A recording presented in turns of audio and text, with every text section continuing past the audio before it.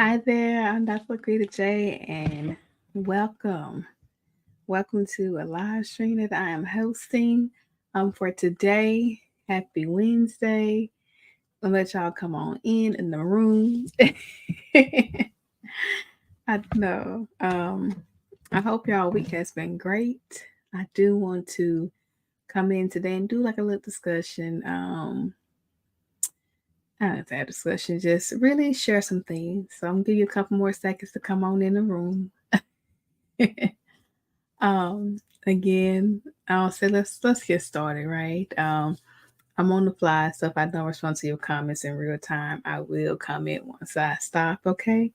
But welcome, welcome, welcome. Hi there, I am Dr. LaQuita J. I am a Naplex Success Strategist. I help pharmacists shift their mindset, strategize their plan, and study effectively for the Naplex exam.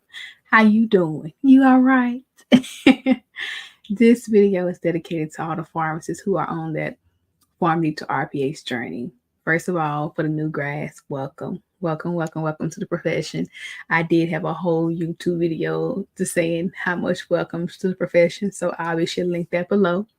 But on this video here, I want to give you some practical but valuable advice as you navigate this new chapter of your life, as you embark on this PharmD To RPh. You are PharmDs. You graduated from pharmacy school. You got your PharmD. You're in that journey now to become an RPh. Hence our company name, PharmD To RPh. Pun intended. But I want to truly, I want to offer you some valuable advice that will guide you towards success. One of the most, what's the first and one of the most crucial pieces of advice I want to give you is to take the Naplex exam when you're ready. I understand the pressure to jump straight into the exam, especially the eagerness to start your career as a licensed pharmacist. It's something you dream of. It's something that people are depending on you for financial support. You are depending on yourself for financial support. However, rushing to the Naplex exam before you are fully prepared can be detrimental to your success. And you have to remember that this exam is just not a formality. It's a significant milestone that requires preparation and dedication. You have to take the time to review and reinforce your knowledge. You have to take the time to practice those questions, to seek guidance from mentors or study resources. You have to take your time.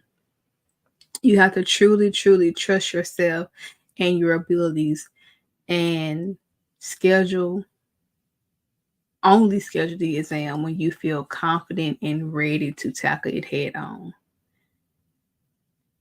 I know it may be the thing of a job is pressuring you, hence you signed that offer letter. But honestly, just someone who from experience, I didn't pass the Naplex. Okay, they spared me the first time. But the second time I failed that Naplex, I was good as fired.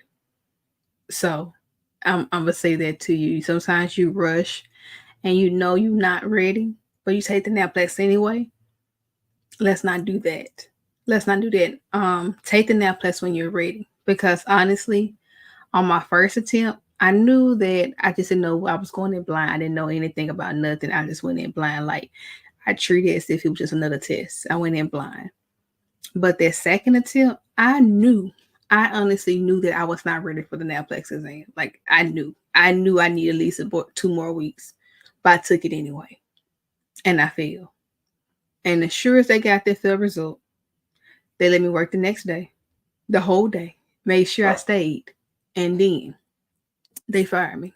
Okay, I'm just saying, take the exam when you're ready. Just please do. And I apologize because Mona Lisa out here, Mona Lisa, so it's okay. Just she out here, Mona Lisa. But one of the things too, I must mention it also too depends on your state. From I've heard from clients, some states are making it mandatory that you take the exam within 1 year. And because if you don't take within a 1 year of graduating or so much time of graduating, they're not even letting you sit for the exam for that state. I think it's kind of ridiculous, but hey, they do their thing. I don't know why they pressure you to take the exam. I mean, if you haven't failed, you haven't failed. So, but I digress. Let's see. Furthermore, it's not about me. Second thing, I want to encourage you to consider when you're trying to get your RPH. Um, the main thing is to focus on getting your RPH before a job. That's one of the key things. A lot of times one of the key things I see, especially with clients, previous clients and current clients. Of course, you gotta work, you gotta provide for yourself. However, putting that job before you're studying is not going to help you. And especially if that job is just literally there for money. You're not learning, you're not applying any knowledge. It's not like you are working 8 hours a day and being constantly quizzed or constantly learning. It's going to help you prepare for it. If your job doesn't help you prepare or provide different resources, someone's there actually quizzing you on the exam for the exam or anything, it's just there for money. Do the bare minimum you need to do to provide for yourself. However, being available to pick up all these shifts because they can't find help, that's not your concern. That's not your business. That's not your problem. That's their problem. Your problem, your problem is and your focus is to pass the Naplex exam, to become a registered pharmacist. That's what you went to pharmacy school for. Because lo and behold, whether you sit here and every beck and call they need you, and you continue to do that, you know how, especially you're someone who's working in retail, you know how you're tired and you don't feel like studying, you don't study. And then when you do study, you get so overwhelmed, so you can't study, you're not productive. We don't need that. So again, RPH before job. I'm going to say that again, RPH before job, okay? I can't stress that enough, because at the end of the day, even if they don't fire you, they're going to bust your pay down to a technician. Bust your things down to a technician. Even so really, obtaining license, your RPH is over with a job. You can get another job. And you can. It's just what it is, you can. I know it's also very tempting, especially if you do not have a job straight out of pharmacy school and I know it's very tempting to go straight into job hunting. But again, RPH credentials is the most significant thing that can enhance your opportunities in the job market. Employers often prioritize candidates who are licensed. Okay, who are licensed. When you are licensed, you have more doors open for you with a wide range of opportunities. And I'm not saying where you don't have to be. I'm not saying you don't have job opportunities with being a PharmD, just having a PharmD. What I'm saying is, if you are actually trying to pursue a RPH, and how to become an RPH, registered pharmacist, is by taking the Naplex exam and being licensed in a state. If that is your goal, prioritize that. The opportunity will come. What's meant for you will be for you. There's no need to feel like you're going to miss something. It will happen. Okay? Third thing, I want to make sure that I emphasize the importance of knowing what you want in your pharmacy career and stick to it. Oftentimes, you already know that you don't want to do retail or you don't want to do hospital. Just stick to it. If that's something you don't want, stick to it. and make sure that you are branding yourself for the opportunity that you do want, that you are marketing yourself for the opportunity that you do want. It's totally okay. But I want to make sure that you know what you want. I had a friend, he knew that he did not want to do retail from the jump. He knew that. I'm not retail. He didn't want to do residency, but he made sure he applied for jobs that were not retail related. And he did get his job that's not in retail. He's a clinical pharmacist and he doesn't have a residency for it. But he knew what he wanted. If you know you don't want to do retail and you just want to be like, if you just want to be a pharmacist in different sectors, there's so many different things you can do with the research companies, academia, different industry areas that you can go into. But if you know that, just pick what you want. Focus on what you want. Stay committed to pursuing the things that you want. Fourth thing is going to be, when it comes to, I understand you want to be a team player and you want to help people out, especially if you are working and you're studying once you pass the Naplex. Once you graduate from pharmacy school and you're trying to study for the Naplex exam. And I know you want to feel like a good team player and you want to show them that you are, but picking up those shifts, that's taken away from your studying. Doing all the things like, hey, I need money. And if you lose that job because you didn't get licensed, you still gonna need money. What we gonna do then? Truly commit to the process, to studying. Truly commit to it. The next and my final one advice to you is, when you're preparing for the Naplex,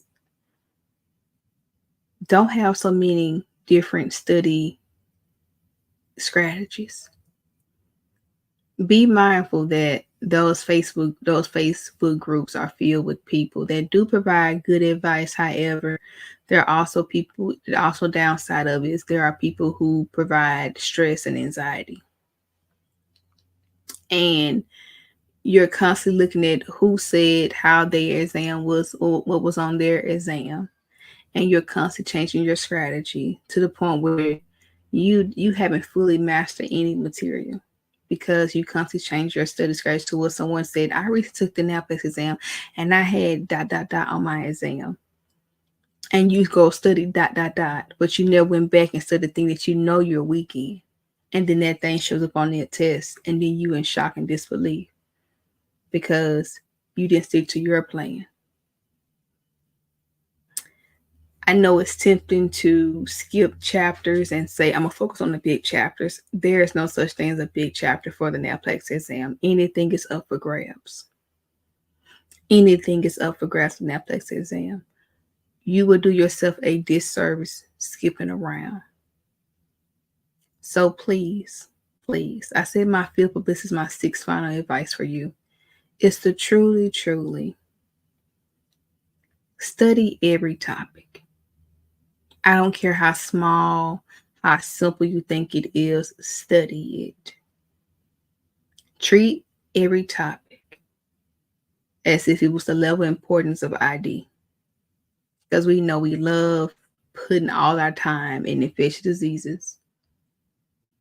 Treat every topic as if it has the magnitude of infectious diseases, okay? So, I want to give y'all these topics. I want to make sure I do that. I said a lot. One is take the Naplex when you're ready. 2, definitely prioritize becoming the RPH over a job. 3, Know what you want and stick to it. 4, let's stop all these different study strategies. Pick your study strategy and stick to it. Pick your study strategy and stick to it. And 5, make sure that you review every single thing, cover every single chapter in your prep book for the exam. As you navigate this transition from pharmacy school to the pharmacy field, to the professional world, remember these things. Take your Naplex when you're ready. Prioritize becoming a RPH, registered pharmacist. Stay true to your career aspirations. Stay true to your study. Stay true to how you learn. And the most important, cover everything. Cover everything. At least read it once. At least once. Your journey in the pharmacy profession is just the beginning. It's just the beginning of what you're going to do as a new pharmacist practitioner. By truly following these 5 things, I am truly confident that you will pave a way for success, fulfilling your career ahead. Truly, truly welcome to the profession. Congratulations on your achievements thus far, and truly best of luck to the road ahead. Until next time, remember that pharmacy is only if you are. And I guess we'll go be great. And I thank you for joining me. Talk to you guys later.